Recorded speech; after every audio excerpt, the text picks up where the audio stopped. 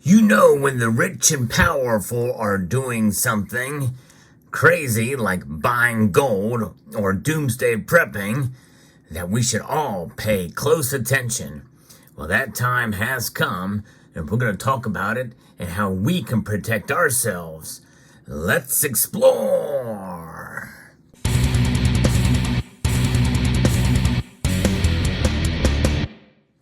Why is it that we are starting to hear more and more about doomsday bunkers in association with the rich and elite? Well, I think it's because they know what's coming. They have a lot of inside information, no question about it. But in reality, many of us in this community, which in some aspects does overlap with the prepping community, have known that we've been in trouble for quite a long time in this country. But I'm going to be referencing a piece here that alludes to, although it doesn't really come out and say it, at least in the interview that I saw, that even Mark Zuckerberg is buying gold. And more likely he probably is, and probably so are many others that are earning a lot of money. They just kind of downplay it. But really don't have much evidence of it, at least according to what I heard in an interview with a gold bullion dealer. But let's talk about this story from the U.S. Sun that talks and gives us some insight as to what's going on with prepping in general and hoarding gold as a part of it. And I'm going to talk about that word hoarding in a moment, so stay tuned. But millionaires and elites are hoarding gold as part of their doomsday preparations as they look to barter with it. An expert has revealed multiple factors from cell service outages, which I talked about in a previous video. Very important topic, as many people feel that very well could have been an attack by a nefarious actor, likely China. And also the election coming up. And there's a lot of uncertainty as to what could happen in the election cycle this year. More uncertainty than ever before. What could go wrong? Well, a lot of things could go wrong. That has caused an absolute surge in gold sales, according to Jonathan Rose. He told The Sun, he is the CEO of Genesis Gold Group in Beverly Hills, California, and he's explaining why millionaires and elites are purchasing gold for doomsday prepping. And the part of the interview that I heard from him, he did say that, millionaires and billionaires are buying gold, but he didn't really name Mark Zuckerberg. But Rose, the CEO of Genesis Gold Group in Beverly Hills, California, said he deals with people buying the precious metal for doomsday prepping purposes every single day. I guess being in Beverly Hills, California, I guess it does make sense. Rose highlighted how doomsday prepping has become popular among millionaires such as Mark Zuckerberg and Sam Altman, along with pro athletes and other elites. The Gold Group CEO said he has inside knowledge of these people spending their fortunes on gold for prepping purposes. Now, these people, as he's talking specifically Mark Zuckerberg and Sam Altman, very well could be. So we'll just assume that. Now, in the video portion that I saw, he didn't necessarily say that, tied official names to it, but it would not surprise me if that was the case. He's spoken to people from all over the country who opened up to him about the truth behind their purchase. You're reading all of these stories, and these millionaires are buying gold and building bunkers, and you're like, what the heck is going on? And it's a trend that everyone is doing, according to what Rose said in this interview. Gold, I'll tell you what, it is something that is starting to get a lot more attention, and we're seeing the price move to record highs, and people just keep buying it, no matter how high the price goes, because they're fearful. Now, you've heard me talk about on this channel that it is not wise to buy something out of fear, to not let your emotion drive your purchases. That's why I believe in dollar cost averaging and preparing at a reasonable scale and rate and pace. Because more than likely, things aren't going to just turn around, from one day to the next, unless, of course, there is an actual cyber attack that is widespread. And like what we saw with the cellular service, but on a greater scale, because that was really relatively small compared to what could have been, how how bad it could have been for much more than the 70,000 people who are affected there. But the article goes on to say here that whether you're looking, he says he thinks these people are realizing that we don't have a crystal ball per se, but we do have a good roadmap. And they're looking at the problems the economy is having right now. And there's a lot of economic problems for sure. I mean, inflation being chief among them. But even with all these supposed positive economic numbers that are out there, well, you have to look at them and analyze them for what they are. Well, first of all, they're made to prop up essentially the current regime and administration. And so they may seem all good and well, but there's two things to look at with these economic numbers. Number one is all the hiring, or a lot of the hiring that is occurring, is essentially from government. Government is doing a lot of hiring. And also, people are spending a lot of money. Why are they doing that? Well, they're prepping. Exactly right. Many, including myself, are buying more of certain things because we know the price of them are going to go up next month. So we're buying things that we need for the future, knowing that the dollar is losing value. And it's not just gold and silver, it's other things too. And that is actually stimulating the economy, believe it or not, but for all the wrong reasons. And a lot of people, by the way, are using their credit cards. Credit card debt is near $1 trillion right now. And so tell me that's good. It's not good at all.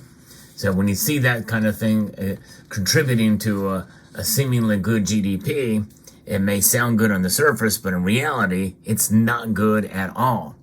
Not good at all. And so these millionaires and billionaires, they realize that. They really do. And there are problems in the economy, no matter what their political affiliation is, by the way. So whether they're looking at dollar devaluation or the BRICS nations that are coming together to create their own trade currencies, he's talking about currency backed by gold, although that is something that has been bantered about, but it has not been proven to be the case. As we saw in August of 2023 when they met, they shot that down very, very quickly. It was not happening and likely will not happen for a while. But they do want to de-dollarize, no question. And many nations around the world are accumulating gold for that very reason, and also for economic reasons as well, like Poland, Hungary, and other nations other than just the regular Russia and China and India. And so that's the backdrop. As for the dollar losing its value, there's just the general economic concern of combating inflation. And that's why many people will move to a safe haven. Billionaires realize this. Now, we also know that this is nothing new. There's nothing new under the sun. Many people feel that gold comes from the sun or stars like it. And but I reported on this channel many years ago about Prince. When Prince died, he had gold in his possession. Indeed, he did. He knew the deal. He held gold, and that gold holds value. Hoarding gold and doomsday prep has been on the elite's mind for years. Indeed, that is true. But this article from this news source, The Sun, the U.S. Sun, mentions hoarding gold. They don't say stacking gold. It's almost like it's a negative connotation that word hoard has. But in reality, we know that that gold is something that you treasure and you hold to preserve your wealth. It's not about hoarding anything like a hoarder that is useless and doesn't provide any utility. Gold certainly does provide a utility, no question about it.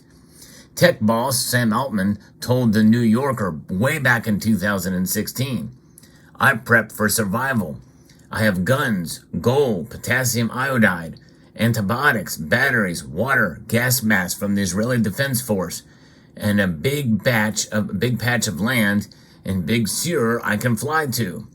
While Altman blamed his prepping on friends who get drunk and talk about the ways the world will end, Rose pointed to more modern issues. Indeed, among them are the 2024 election and this recent AT&T power outage, which has apparently fueled doomsday concerns. We also had a situation in the healthcare and the pharmaceutical industry as well. where their networks were shut down. All right, one intelligence officer told me today that the AT&T power outage was not an outage, but it was a cyber attack, according to Rose. That's a concern that people have, and obviously, coming up to an election, a very tumultuous year, we don't know what's going to happen. No, we don't. But many people are speculating that there is going to be an attack on the power grids, and no power causes chaos. Chaos causes panic. Panic causes sell-offs in the market. And really, what's going to be left standing then? I got a secret for you, folks. It's not going to be Bitcoin. It's not going to be cryptocurrencies. And I'm not against cryptocurrencies by any stretch of the imagination. Because we had a situation there where the crypto world was shocked and rocked, as I mentioned in a prior video, where the exchange, Coinbase, had glitched and had showed an error of $0 in many people's accounts, causing a panic. And it did cause a sell-off for a little while. But again, I'm not anti-cryptocurrencies. Having a cold storage solution for your crypto is certainly wise, but it does you no good if you don't have the electricity to be able to make the exchange, to be able to use your crypto, because it is a digital asset, whether it's on a hardware wallet or not. And what does a hardware wallet look like? Well, it's essentially a thumb drive. It's really the bottom line. And a thumb drive certainly can be vulnerable as well, just like gold can be vulnerable to theft, right? But the problem is a hardware wallet, if it's corrupted in any way, shape, or form by magnetism, and I know there was ways to protect that as well too, but even so, the data are corrupt there. It's become just a piece of hardware. Gold, if it's melted down, it's still gold. This is a concern, and it's a concern that many people have, and we have a very tumultuous year yet ahead.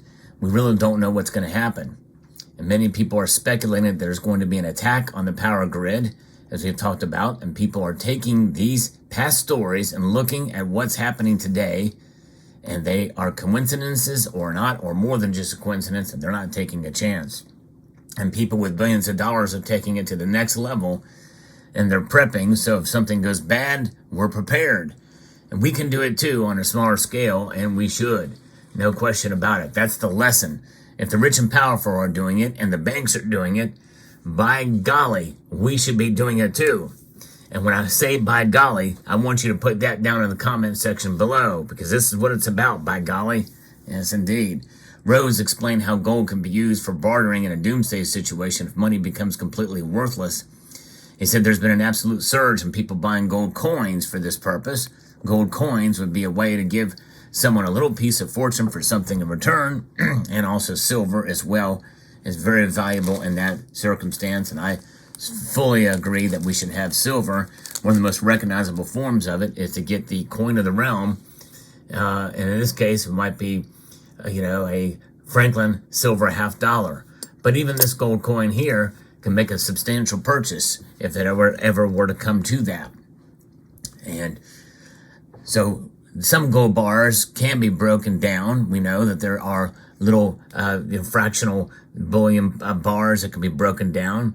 And we also, in terms of prepping, preppers do want gold, and preppers want small denominated gold coins, small denomination silver coins, something tradable and something barterable. Essentially, fungible is what we want.